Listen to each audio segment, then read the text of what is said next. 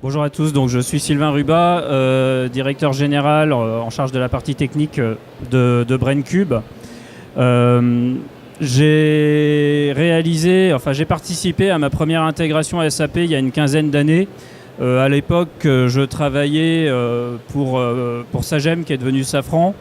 J'ai remis ça quelques années plus tard dans le cadre de Valeo. Et puis, plus récemment, je viens de le faire dans le cadre de BrainCube. Alors BrainCube, c'est une société qui a 10 ans et qui a beaucoup grandi en 10 ans. Actuellement, on est 120 personnes et il était devenu nécessaire, de la même manière que SAP est structurant dans les grands groupes pour faire en sorte que les processus, que la circulation de l'information soit efficace et qu'en fait l'entreprise fonctionne de manière efficace, et on a eu exactement le même besoin chez BrainCube. Alors, juste pour expliquer le genre de choses typiques qu'on a faites avec SAP et en partenariat avec notre intégrateur Ubister, on a vraiment fait une intégration entre BrainCube, solution logicielle, et SAP. C'est-à-dire que quand on reçoit des commandes de nos clients, avec un certain nombre de tâches à réaliser et d'éléments à délivrer, enfin, on vient pousser ces éléments vers BrainCube qui comporte un module de gestion de projet. Ça permet aux équipes opérationnelles de savoir ce qu'elles ont à faire et de suivre leur projet. Ensuite, quand ça s'est réalisé, les équipes opérationnelles saisissent dans BrainCube l'avancement de leur projet, ça redescend dans SAP et ça vient déclencher les flux de facturation. Alors juste pour dire quelques mots de plus sur la présentation de la société BrainCube. BrainCube est une société donc basée en France. Le siège social est au sud de Clermont-Ferrand, à Issoire.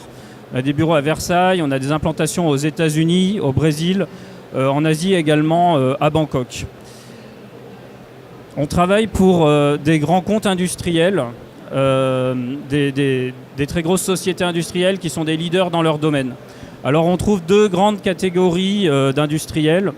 On trouve des industriels qui travaillent dans l'industrie de process, dans l'industrie continue, des gens qui fabriquent du papier, du métal, du verre, de la chimie, de l'alimentation.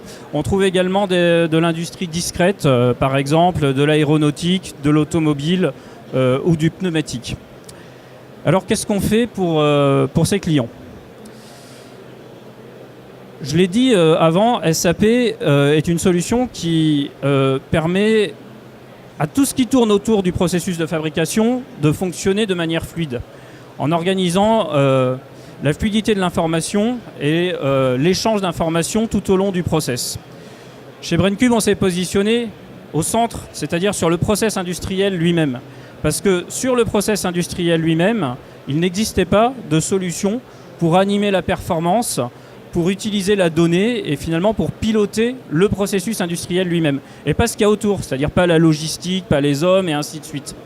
Et l'image qu'on a ici, elle est très illustrative du challenge auquel est confronté en fait un industriel. C'est-à-dire que un industriel, c'est quelqu'un qui a une ligne de fabrication qui coûte extrêmement cher. On parle de dizaines de millions, de centaines de millions, voire de milliards d'euros. Ce sont des équipements qui sont d'une très grande complexité, avec des milliers de capteurs, d'actionneurs qu'il faut venir régler, ajuster, de manière à atteindre les objectifs de performance fixés par l'actionnaire, par la direction, par le business. Et en fait, il y a un besoin continu d'optimiser les réglages de manière à ce que la production soit toujours à son optimum, puisque l'industriel est dans un milieu extrêmement compétitif et il ne peut pas laisser de terrain à ses compétiteurs. Donc il y a vraiment besoin que ces réglages soient faits d'une manière extrêmement précise. Ce qui rajoute de la difficulté à ça, c'est que souvent les industriels, ils utilisent des matières premières qui sont des éléments naturels qui sont extrêmement variables. C'est-à-dire qu'on leur demande d'obtenir un résultat extrêmement stable. On veut des produits industriels très répétables qui sont toujours les mêmes, mais par contre en entrée on a des choses qui sont très différentes. Donc là par exemple pour faire du papier on a du bois, le métal c'est souvent fait avec du métal recyclé, le verre avec du verre recyclé, on a de la betterave pour faire du sucre, on a les conditions climatiques qui changent, Donc c'est un vrai challenge, il faut s'adapter en permanence. La deuxième chose, c'est que les conditions de marché évoluent. C'est-à-dire qu'à certains moments, l'industriel, s'il est sur un marché qui est extrêmement porteur, son objectif, ça va être de maximiser ses quantités produites, parce que tout ce qu'il va pouvoir produire, il va le vendre. Donc là, on va vraiment jouer, on va vouloir optimiser la vitesse.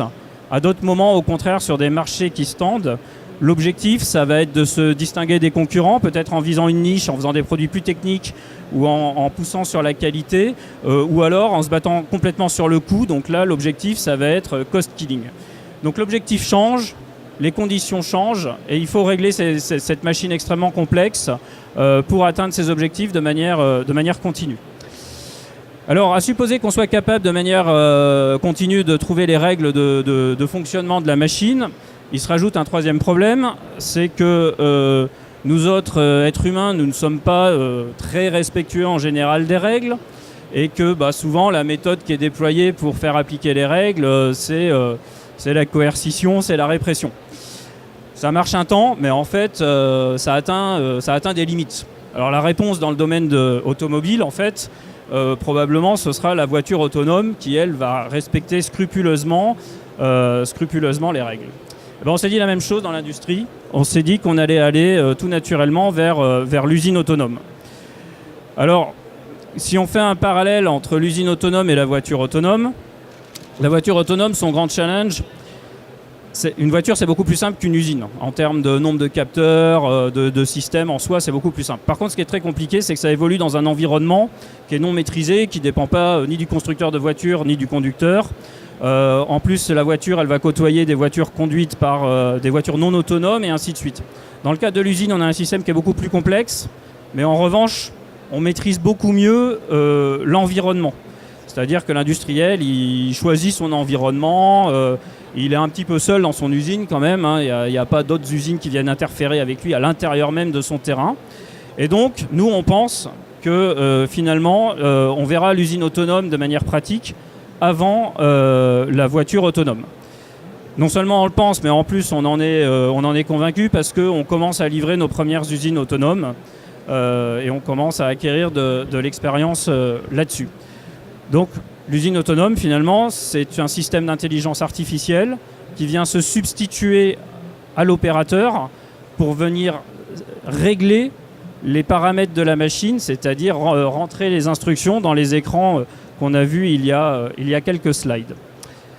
Alors, pour rentrer un petit peu plus dans l'architecture, comment ça marche ? On a besoin, pour faire fonctionner d'une usine autonome, d'abord, on a besoin de beaucoup de données pour savoir ce qui se passe sur le process. On est dans le domaine du big data. Donc, on va avoir besoin d'aller collecter cette donnée. On va avoir besoin d'emmener cette donnée vers un cloud où il y a de la puissance de traitement importante. On va venir fabriquer ce qu'on appelle des virtual twins, c'est-à-dire qu'on va capter une information dans le temps et on va pivoter cette information pour savoir comment chaque produit a été fabriqué tout au long du process, et donc de manière à alimenter les algorithmes d'intelligence artificielle. Derrière, les données qu'on va créer, on va les utiliser pour faire du monitoring, parce qu'il n'est pas question de laisser totalement la main à l'usine autonome. On va quand même continuer à vérifier qu'elle est aussi efficace à minima et même plus efficace que les opérateurs, qu'on atteint bien les objectifs. On a besoin d'alertes pour savoir si quelque chose se passe mal sur le process. Derrière, on va analyser ces données de manière à fixer des plages opératoires à l'usine autonome. L'usine autonome évolue sur une route dont on doit définir le tracé, en fait. On ne lui laisse pas carte blanche, elle ne peut pas aller où elle veut. Et enfin, le dernier niveau, c'est effectivement de délivrer l'algorithme lui-même qui, de manière continue, analyse les données, regarde quelle est la performance de la production et vient modifier les réglages des algorithmes. Donc chez Braincube, on est capable de fournir l'ensemble de ces briques architecturales et logicielles, et ce, de manière clé en main. C'est-à-dire, ce n'est pas du développement qu'on fait sur mesure, c'est du logiciel qu'on vient configurer, qu'on vient intégrer, et c'est totalement clé en main.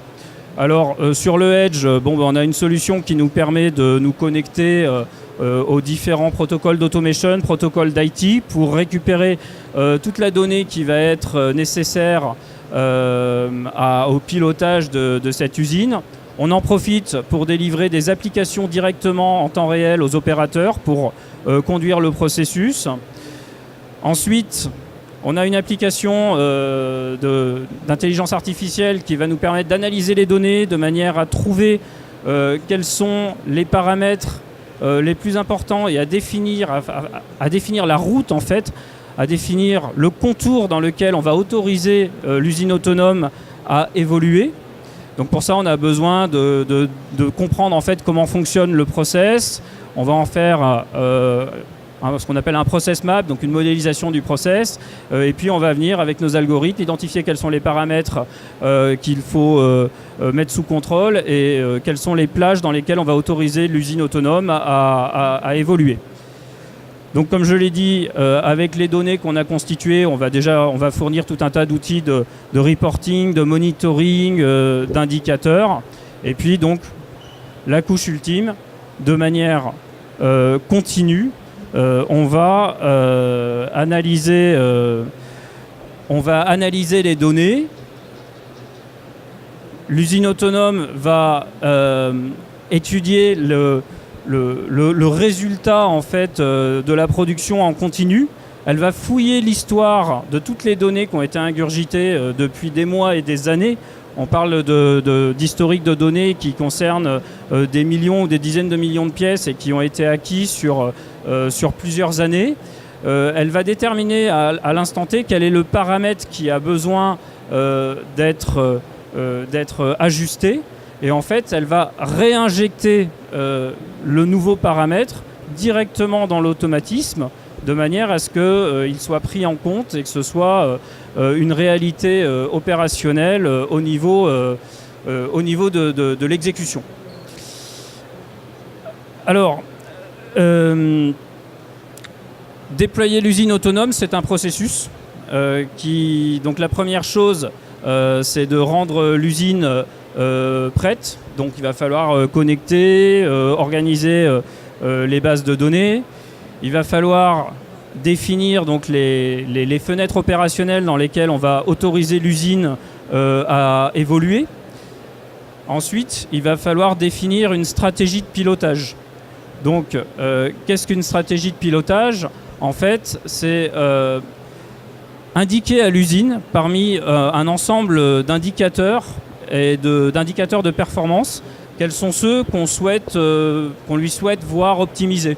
Est-ce qu'on souhaite optimiser la vitesse ? Est-ce qu'on souhaite optimiser le taux de rebut ? Est-ce qu'on souhaite optimiser la consommation d'énergie ou la consommation de tel ou tel composé chimique ? Et puis même, on va sûrement faire définir des règles, en fait. On peut lui dire qu'un certain taux de non-qualité, c'est acceptable, un certain taux de rejet, c'est acceptable jusqu'à un certain point. Au-delà, ça ne l'est plus, et ainsi de suite. Donc on donne ces contraintes, on doit définir ces contraintes de pilotage à l'usine autonome, et ensuite, elle va les prendre en compte, comme le fait un être humain, et elle va essayer de régler la machine pour atteindre ses objectifs. Derrière, on va autonomiser progressivement la machine en donnant la capacité à la machine de régler un nombre progressivement croissant de paramètres. Alors, pour finir, l'ensemble des processus ou des usines ne sont pas prêtes pour l'usine autonome. Donc ici, cette petite map, elle permet de présenter en fait le niveau de maturité des différents acteurs industriels en fonction de leur situation. Donc il y a deux axes. Déjà, les usines peuvent être très peu automatisées ou alors très automatisées. Bon, pour faire de l'usine autonome, faut une usine qui est très automatisée pour être en capacité d'exécuter les ordres fournis par l'intelligence artificielle. Ensuite, on va distinguer deux grands types d'industries, les industries sans traçabilité et celles qui ont besoin d'une traçabilité. Alors les industries sans traçabilité, c'est les industries continues. Quand on fait du papier ou bien quand on fait des produits chimiques dans un process continu, il n'y a pas de traçabilité, il n'y a évidemment pas de code barre qui se promène le long du processus de fabrication. c'est pas gênant pour déployer l'usine autonome et c'est même le cas le plus mature pour le faire. L'autre cas, parce qu'on a besoin d'informations extrêmement précises sur chaque produit pour que l'intelligence artificielle soit extrêmement pertinente, c'est un cas où on a une très bonne traçabilité, voire une traçabilité unitaire quand on est dans le cadre d'industries discrètes. Ensuite, si on n'est pas dans ces cas-là, c'est-à-dire si on est moins automatisé ou si on n'a pas de traçabilité, à ce moment-là, on va plutôt s'inscrire sur une route de digitalisation, sur une route de progression vers l'industrie 4.0, en connectant d'abord, en mettant en place du monitoring, des alertes, des indicateurs. On va faire des analyses en mode non pas déconnecté, puisque BrainCube est alimenté de manière continue en données, mais en tout cas c'est l'ingénieur qui va conduire son analyse assistée de l'intelligence artificielle de BrainCube et non pas de manière continue.